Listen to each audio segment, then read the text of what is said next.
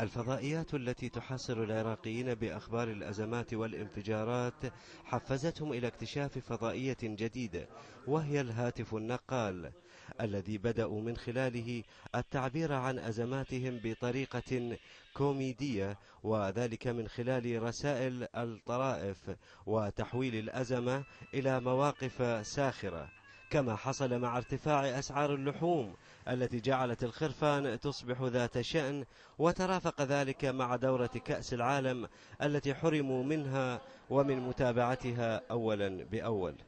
هذا رونالدو يا سلام، ما كانت جول، ما كانت هدف.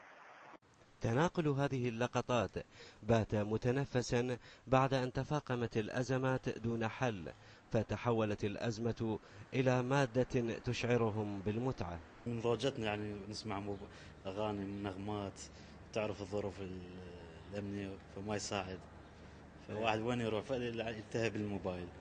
وآخر ما تم تناقله هو هذا اللقاء الحميمي بين العراق وقنينة الغاز التي ارتفع سعرها، فرقص هذا الرجل فرحا بتحقيق أمنيته من خلال الحصول على وجبة ساخنة بوجود قنينة غاز.